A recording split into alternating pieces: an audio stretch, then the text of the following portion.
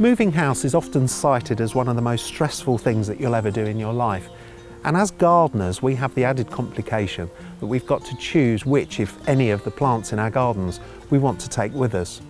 But making sure that you've got a really good plan in place before you even consider moving is a really good way of taking some of that stress out of it. In this sequence of videos, we've put together a whole time frame that allows you to follow and plan your move really carefully. We start with what you can do 4 months before you move, then we come to what you do a month before you move, then a week, and then what you do on the day of the move itself to make sure things go as smoothly as possible. And we've also got a video that shows you how to look after your plants in their new abode. We also look into the legal aspects of the move, what you can and can't take with you once you've signed that all-important contract.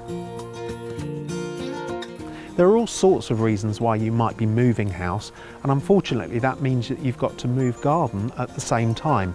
You might be upsizing, downsizing, moving to a different part of the country to be closer to relatives, and you can't always plan the time of year that you move. If you could choose it, the best time to move for a garden's point of view would be sometime during the dormant season, any time between October and March, when the plants can cope with being oiked out of the soil and move to a new location. But you can't always get that timing right, what with solicitors and the time it takes to complete all the legalese. You can always bring in the help of neighbours and friends during the dormant season by moving your plants to their gardens so that you can then move them onto your new plot when you get a chance, when the timing is better. The trickiest time of year to move is during the height of the summer, particularly if it's very hot and dry. Most of the time even that can be overcome, but you have to be selective about which plants you take with you.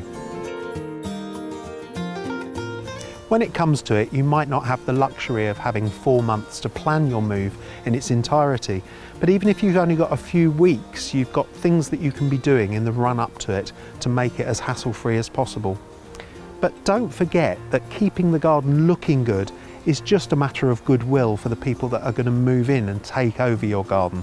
So don't neglect the deadheading and the weeding once you've decided to move. So watch our videos and find out how you can make your move from one garden to another as hassle-free as possible.